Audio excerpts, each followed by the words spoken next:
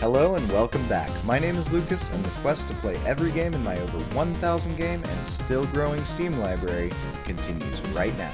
Let's jump right into it with 1000x resist, or 1000 times resist? Unclear. But what is clear by the fact that I played through this entire game and got all of its achievements is that I enjoyed it. This is a very story-heavy sci-fi walking simulator that, to be honest, I didn't expect to like as much as I did. It begins in a seemingly nonsensical manner that feels a bit off-putting. However, if you give it time, it rewards you with a unique and intriguing story with some very novel presentation. The game filled me with an overwhelming sense of melancholy. But it had some really good things to say about resisting the easy path of slipping quietly into the night. It had a lot to say on the topic of generational memory and morality, and it was oddly inspiring. The storyline, relationships, and intrigue kept me playing to the end, and the 7 different endings were alright, but not perfect. The 2 major endings leave a lot up to the imagination, which is fine. Endings are the hardest part of any story to pull off. The story was one that I felt was worth experiencing, and I'm glad I did. I'm giving this one an 8 out of 10. Up next, we've got Against the Storm, which may very well be my new favorite roguelike city builder. This game has so many intricacies and nuances, and it is an absolute joy to play. I got really carried away playing this one. This game seems fairly complex, but it plays pretty intuitively. The roguelike aspect comes from the storm cycles, which routinely engulf the world, leaving only a central citadel, which is the only safe place to be when the storm hits. After the storm recedes, residents of the citadel must build settlements further and further from the citadel in order to gather supplies for the civilization. Additionally, it's your goal each cycle to create enough successful settlements to reach and seal another seal, which lengthens the duration of the next cycle, allowing you to progress further and further out. After each mission, you earn experience points and level up, which unlocks new buildings, settlers, and perks. The game drip feeds you new mechanics as you go, and it's done in a way that feels really good, allowing you to build game knowledge little by little rather than dumping it all on you at one time. It really adds to the sense of progression, and that's something I absolutely love. Also, I really enjoy this game's super cozy wilderness aesthetics. I'm giving this one an 8.5 out of 10. And next is another game I 100% completed, and that is Atlas Fallen. This game feels like Dark Souls meets Spider-Man, and it's awesome. The story premise is interesting, and the game looks great. There's so much to explore, and this game's environments are one of its biggest strengths. I had such a good time just traversing the game world. This game has strong themes of coexistence with nature. I love that this game tells you not to kill the animals, and incentivizes you by having the moose and boar lead you to items if you merely peacefully observe them. The lore in this game is very compelling. The world is under the control of a corrupt god named Thelos, who has humanity enslaved to mine essence for it, which in the process ruins the natural world, turning it into a desolate desert wasteland. You play as an unnamed human, the lowest of the low. However, you find a magic gauntlet with the soul of a being named Nile bound to it. This gauntlet allows you to harness great power, with which you can fight back against the evil god. These powers manifest in a variety of ways, from traversal to combat, as well as the ability to raise things buried in the sands back to the surface. However, the gauntlet is not complete when you find it, so you must go on a quest to restore the functionality of the gauntlet by finding its missing pieces, which in turn enhances your abilities. The game has a great combat system based on building up momentum.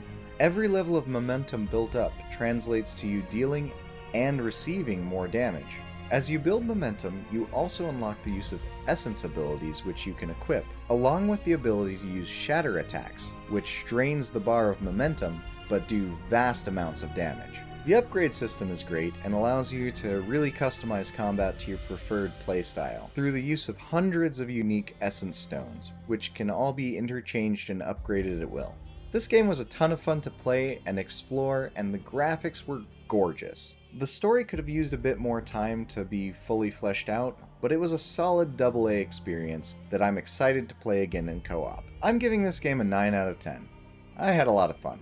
All around me are familiar faces, worn out places, worn out mazes. Oh, why must I be punished so? Oh, those words. Next, we're switching gears to Aeon's End. This is a brilliant deck builder based on a fantastic cooperative board game. Aside from the social aspect, I think I like the versatility of the PC version over the tabletop version.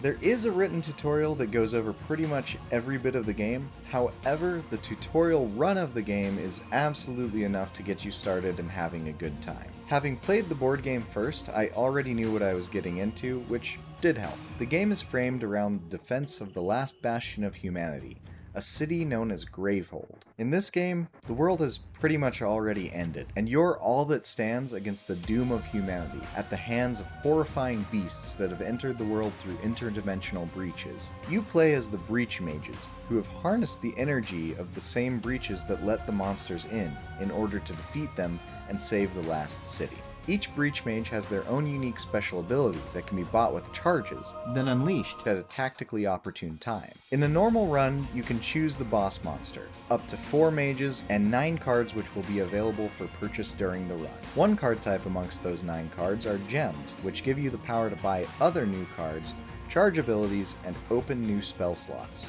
You also have relics that provide more specific benefits, like providing charges outright, focusing spell slots, or healing the city, as well as spell cards which give you more and more powerful spells that do greater damage or allow you to cast in different ways. This game has a ton of nuance to its systems and strategies. The turn order between your mages and the boss monster is randomized after each player and the boss has gone once or twice depending on the amount of mages you bring to the run. The boss monster has a deck of negative effects that either target the city or the players. When one of the mages lose all of their health, they become exhausted. However, if Gravehold loses all of its health, then that's it. The game is over, you lose. Aeon's End is fun and addictive in equal measure, with a great deal of complexity. It feels like no time at all is passing when I play this game, and the music is so damn good. The game can be very difficult and requires a lot of forethought. It also has some neat little touches, like when you're fighting the Carapace Queen. Her little spiderlings pop up on the edges of the screen and you can shoo them away with your cursor. In addition to the regular game mode, which most closely mimics the board game, there's also Expedition mode, which is awesome. It's the game's actual story mode, but it acts as a sequel to the main game mode, which is an interesting way of presenting it. I had a ton of fun with this game, and I hope it gets more story expansions and a real full-fledged sequel. I'm giving this one another 8.5 out of 10.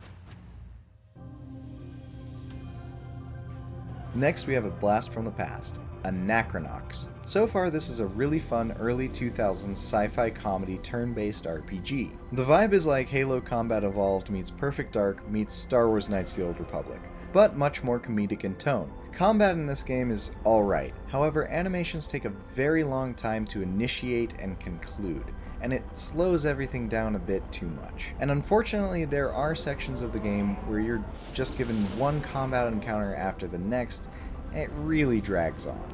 Traversal of the game world can also be a bit slow, with a lot of backtracking, and this is one example of a game where I think a fast travel system would actually be really beneficial. Maybe some hover taxis or something to keep it diegetic. However, without a remake, and that really is what this game needs, the best solution I found for the painfully slow parts of the game is entering debug mode and changing the game speed while walking from point A to point B and during combat. That makes this game damn near playable. Aside from these issues, I love the game. You play as a down-on-his-luck gunslinging private investigator, and you pick up a bunch of wacky companions along the way on your quest to make enough money to give to the mob boss so he doesn't have you killed. Being a private investigator, you obviously have a camera, and taking pictures in-game is an oft-used mechanic for many of the side quests, since this is a wonderful future where no one has a cell phone. It's amazing. Fun fact about getting the money you need to pay off the mob. You see, I found these robots that sell and buy goods at different prices, so if you take the time to run between them, you can easily exploit the game for as much money as you want. I even set up an auto-clicker in the Razer Synapse app just for this purpose. Stonks. No matter how much money you have though, you'll always be one Canadian loony short of being able to afford to stay at the Gold Deluxe Palatial Royal Penthouse Suites. Inflation, I tell you what. Canadian dollars are, of course, the standard galactic currency in Anachronox. I'm giving this game a 7 out of 10. I really enjoyed it, though it does have some glaring issues. I hope it gets a remake someday. And next we're taking a look at Asterix and Obelix XXL Remastered, which I believe was recommended to me in a comment on one of my earlier videos. This is a decent action-adventure beat-em-up straight out of the PS2 era. This remastered version brings it some new life, and it's a pretty good time. Had I had this game on the PS2, it would fit right in alongside games like Jak and Daxter and Spyro. This game is very whimsical, fun, and humorous. I like that when you hit pigs for their meat, they just spawn a piece of meat and run around only mildly annoyed. When you finish off enemies, rather than them falling down, you wallop them into outer space. That's hilarious and awesome. This game doesn't take itself too seriously, and it's a really casual experience which can be nice to turn your brain off to and just enjoy whacking some Romans. 7 out of 10.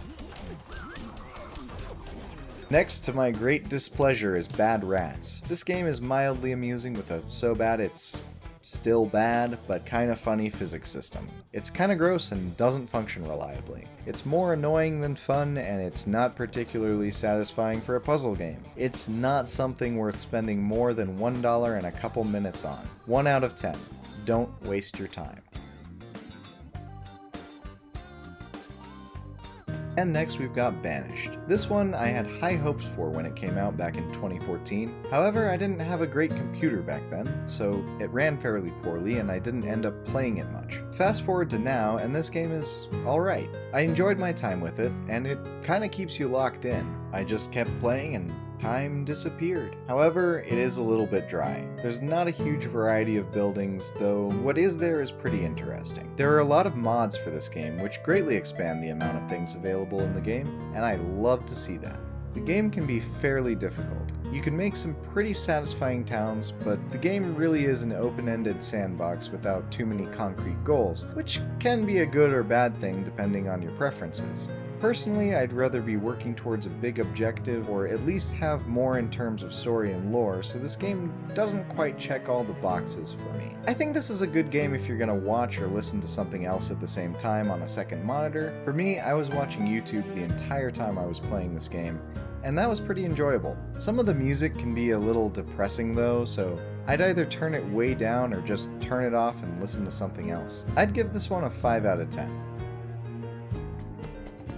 Following that, we've got the Basement Collection. This is a wonderful collection of smaller games from Edmund McMillan, the guy behind Super Meat Boy. These include some games made for game jams and other purposes, as well as the original Flash version of Meat Boy before it was Super Meat Boy. This is a really cool collection that shows a window into the mind of an artist. There are interviews with Edmund and a lot of extra content that help you get to know who he is as an artist and a game designer, as well as a window into his past, his upbringing, and the inspiration for his game design. After you beat each game in the collection, you unlock more behind-the-scenes extras and stuff like that. This is more than just a collection of simple games, but something more akin to an autobiography. Many of the games in this collection are made to relate to people who have gone through things that may have been quite traumatic, and I think many of us can relate to those things at some level. Some of Edmund's games are a bit disturbing, but that creative expression is very commendable and refreshing. These are games he made for himself and not to pander to any preconceived or optimized audience. Rating this on a scale of 1 to 10 feels odd given what it is, but since that's what we're doing here, I give it a 7 out of 10. And finally, we come to Banishers Ghosts of New Eden. This is a wonderfully atmospheric RPG that does a great job of immersing you in the lore of this alternate 1695 New England, where ghosts are very real. You play as Red McWraith and Antea Duarte, whose job as Banishers is to rid the natural world of lingering spirits. This is a very dramatic and story-driven game that is absolutely full of lore and narrative depth. The game forces you to make a lot of hard decisions while simultaneously asking you to make a series of promises. If your choices don't line up with your promises, then you won't get the best of endings. And speaking of which, the game has 2 major endings with totally different choices that have to be made along the way. So I would definitely say this is a game you could easily play twice and have 2 very different experiences. This game looks absolutely stunning, and I wouldn't be surprised if they utilized photogrammetry in the construction of game assets. Truly, some of the environments are breathtaking, and the attention to detail in the clothing is unprecedented. The voice acting is superb, however, the one small complaint I have is that they didn't seem to have put too much effort into lip syncing the game's dialogue, which can be a minor but forgivable distraction. The combat is fun, with interesting skill trees and exciting combos and parry mechanics. I have no complaints with the combat. Banishers hits hard emotionally, and the storytelling is really well done. I highly recommend this one. 9.5 out of 10.